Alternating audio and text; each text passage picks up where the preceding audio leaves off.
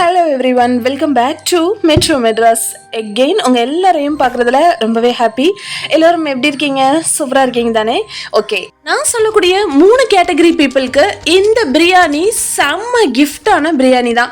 Category number 1, நான்லாம் வேலைக்கு போகிறேன்ப்பா, ரொம்ப நேரம் நின்று சமைக்க முடியாது, சீக்கிரமாக சமைக்கணும், சூப்பராக சாப்பிடணும். Yes, working பீப்புளுக்காக.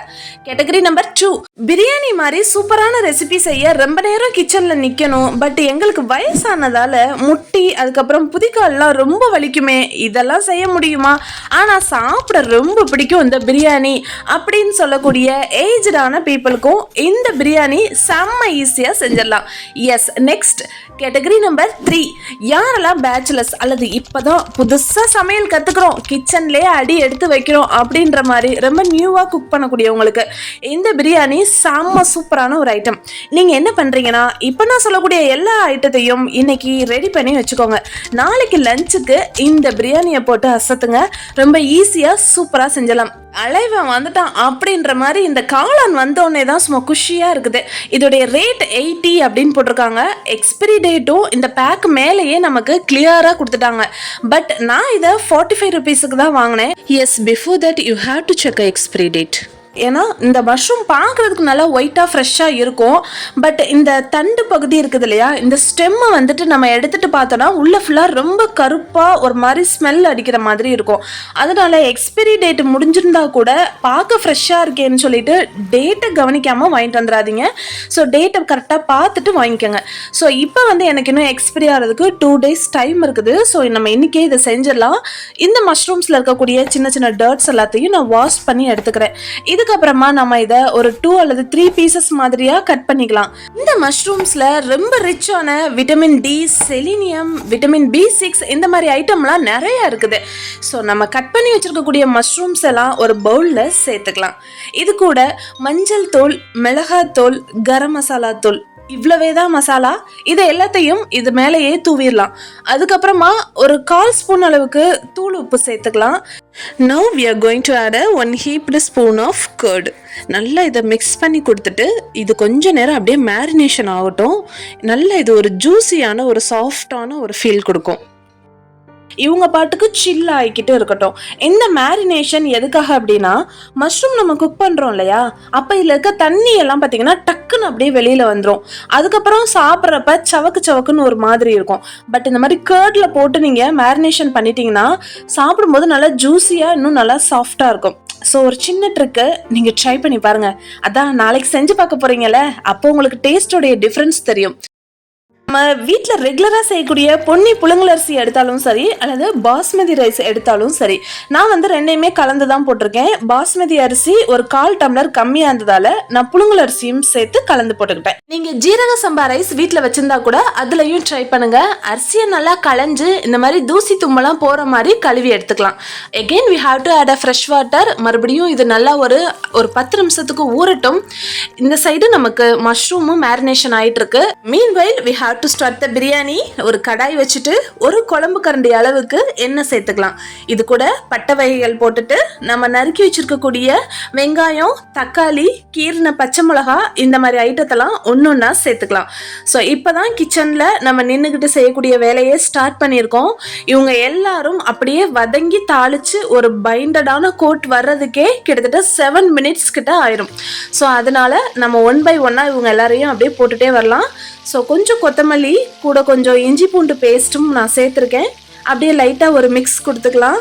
நமக்கு அது அப்படியே வேகும் போதே தெரியும், நல்லா அந்த பச்சை வாசனை போயிட்டு நல்லா செம்மையான ஒரு ஃப்ளேவரில் வரும். இந்த டயத்தில் கொஞ்சம் புதினாவையும் வெட்டி வச்சுருக்கோம், அதையும் சேர்த்துக்கலாம். இந்த ரெசிபிக்கு மொத்தமாக தேவைப்படுற அளவுக்கு கல்லுப்பு பார்த்து சேர்த்துக்கோங்க. ஆல்ரெடி மஷ்ரூமோட மேரினேஷனில் தூள் உப்பு சேர்த்துருக்கோம். ஸோ அதனால் உப்போட அளவை கொஞ்சம் கணிசமாக குறைச்சி போட்டுக்கோங்க. ஊற வச்ச மஷ்ரூம்ஸையும் டைரெக்டாக தவால போட்டுடலாம். இவங்க எல்லாரும் அப்படியே குக்கரில் ஜஸ்ட் அப்படியே குக் ஆகிட்டு இருக்கட்டும். ஸோ வித்தின் அ மினிட் இந்த மஷ்ரூம்ஸ் எல்லாம் பார்த்தீங்கன்னா அப்படியே தளபுலான்னு அப்படியே பபிள்ஸாக வெடிச்சு வேக ஆரம்பிக்கும். இவ்வளோ தண்ணியும் மஷ்ரூம்ஸ்லேருந்து அப்படியே ஊஸ் அவுட் ஆகி வரும்.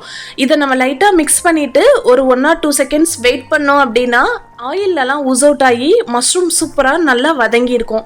இந்த ஸ்டேஜில் 1 கப் ரைஸுக்கு 1.5 கப் அளவுக்கு தண்ணி நம்ம சேர்க்கணும். எந்த டம்ளரில் அரிசி அளக்குறோமோ சேம் அதே டம்ளரில் நம்ம தண்ணியும் மெஷர் பண்ணி ஊற்றிக்கலாம். தண்ணியெல்லாம் சேர்த்ததுக்கு அப்புறமா நல்லா கரண்டியை வச்சு நல்லா கலக்குன்னு ஒரு 2 தடவை கலக்கிக்கலாம். அதுக்கப்புறம் இந்த பிரியாணி தண்ணி இருக்குது இல்லையா, இந்த சாறை மட்டும் கொஞ்சமாக எடுத்து அப்படியே நம்ம சாப்பிட்டு பார்க்கலாம். இதில் உப்பு, காரம், புளிப்பு எல்லாம் கரெக்டாக இருக்கான்னு செக் பண்ணிக்கலாம். நான் செக் பண்ணி பார்த்தேன்னா பட் எனக்கு உப்பு கொஞ்சம் கம்மியாக இருக்க மாதிரி இருந்ததால் கொஞ்சம் கல் உப்பும் எலுமிச்சம்பழமும் சேர்த்துக்கிறேன். உப்பும் புளிப்பும் ரொம்ப பர்ஃபெக்டாக இருக்குது. இப்போ நான் டேஸ்ட் பண்ணி பார்த்துட்டு இப்போ நான் நல்லா ஒலை கொதிக்கிறதுக்காக விட்டுறேன். ஒலை தண்ணி நல்லா கொதிச்சு வரணும். அதுக்கப்புறமா நம்ம ஊற வச்சிருக்கக்கூடிய அரிசியை சேர்த்துக்கலாம். இந்த அரிசி சேர்த்ததுக்கு அப்புறமா நீங்கள் நல்லா கலந்து விட்டுருங்க. நெய் வேணும்னாலும் ஆட் பண்ணிக்கோங்க. எகெயின் உப்பு காரம் செக் பண்ணுறதா இருந்தாலும் செக் பண்ணிக்கோங்க. பட் எனக்கு எல்லாமே பர்ஃபெக்டாக சூப்பராக இருக்குது. நான் அப்படியே குக்கரில் மூடி வச்சுட்டு ஒரு 2 விசில் விட்டு ஸ்டவ் ஆஃப் பண்ணி எடுத்துக்கிறேன். சைடிஷுக்காக எக்கை பாயில் பண்ணி எடுத்துக்கலாம். ரொம்ப சூப்பரான ஒரு காம்பினேஷனாக இருக்கும். முட்டை பேசுறேன். எனக்குல விட்டமின் ஏ, B6, செலினியம் கூடவே சூப்பரான புரோட்டீன் எல்லாமே இருக்கு. நான் ரொம்ப டேஸ்டான ஆளு. என்ன நீங்க டெய்லி ஒன்னு சாப்பிடுவீங்களா? மீன்வைல் நம்ம ரைத்தாவும் ரெடி பண்ணி வச்சுக்கலாம். பிரியாணிக்கு ரைத்தா இல்லைனா எப்படி சொல்லுங்க? டேய் முட்டைக்கண்ணா, இவங்க நம்மள உரிச்சு பிரிச்சு மேஞ்சிருவாங்க போலயே. பார்க்கவே ரொம்ப பயமா இருக்குடா. ஓட்டலாம் உடைக்கிறாங்க, மண்டையெல்லாம் நொறுக்குறாங்க. யாரா இவங்களா? இவனுங்க தான் மனுஷனுங்கடா.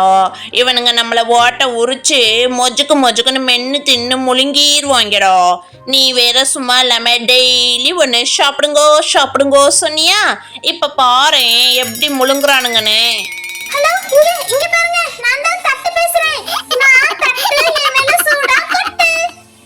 ஃபன் சப்பாட். இப்போ நம்ம சூப்பராக தம்மெல்லாம் போட்டுட்டு குக்கரை வந்து ஓப்பன் பண்ணியாச்சு.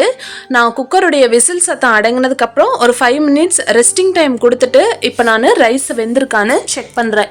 சூப்பராக ரைஸ் வெந்துட்டுருக்கு. இப்போ நம்ம தம் உடைச்சிட்டு பிளேட்டிங் பண்ணிடலாம். ஃபர்ஸ்ட் நான் தட்டில் பரிமாற போகிறது யாருக்குன்னா வெஜ்ஜை வச்சு சாப்பிடக்கூடிய வெஜிடேரியன் மக்களுக்காக. ஸோ சூப்பரான ஒரு லஞ்ச் பிளேட்டை உங்களுக்கு தான் ஃபஸ்ட்டு நான் சர்வ் பண்ண போகிறேன். அதுக்கப்புறம் என்னோட ஐட்டத்தை வச்சு மெதுவாக சாப்பிட்டுக்கிறேன். ஸோ ஃபஸ்ட்டு இந்த மாதிரி மஷ்ரூம் பிரியாணியை வச்சுட்டு அது கூடவே கொஞ்சம் கியூக்கம்பரும் கட் பண்ணி வச்சுக்கலாம். லைட்டாக மின்ட் எல்லாம் போட்டு கார்னிஷிங் பண்ணிட்டு ஆனியன் ரைத்தாவோட சர்வ் பண்ணிருங்க. ரொம்ப ஜம்முன்னு சூப்பராக என்ஜாய் பண்ணி சாப்பிடுவாங்க. அவங்க சாப்பிடுவாங்க, ஆனா நீ சாப்பிடுவியா? இதோ வந்துட்டேன், இந்த இருக்கேன் பாரு. அடடா, சூப்பரா சமைச்சிருக்காளே, வாசனை அள்ளுது. அப்படியே நீ மெதுவா ஓரமா உட்காரவே. அப்படிதான். ரோலிங்லே வந்துட்டேன், ரொட்டேட் பண்ணு. சூப்பர். நீயா சமைச்ச? என்ன வாசனையா இருக்குது. சாப்பிடு. ஐயோ, இவ வேற பிரியாணியவே இப்படி பிரிச்சு மேயறாளே. நான் வேற டேஸ்டா இருப்பனே, கொழுக்கு முழுக்குன்னு. என்னை எப்படி சாப்பிட போறாளோ? எனக்கு அதை நினைச்சாலே பயமா இருக்கு. அழுகையா வருது. முதல்ல தலையதான் கை வைப்பா, மண்டையவே உடைச்சிட்டா. சரி, நீயாவது நல்லா சாப்பிடு. நான் சொல்ற மாதிரி சாப்பிடு.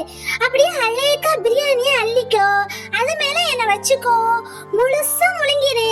நான் சாப்பிடுறப்ப ரொம்ப டேஸ்டா இருப்பேன். சாப்பிட்டு பாரு, நல்லா இருக்கனா? இன்னைக்கு செம்மையான ஒரு லஞ்சு. நச்சுன்னு லஞ்சு வச்சேன் பாருங்க. அடடா அப்படின்ற மாதிரி இருக்கு.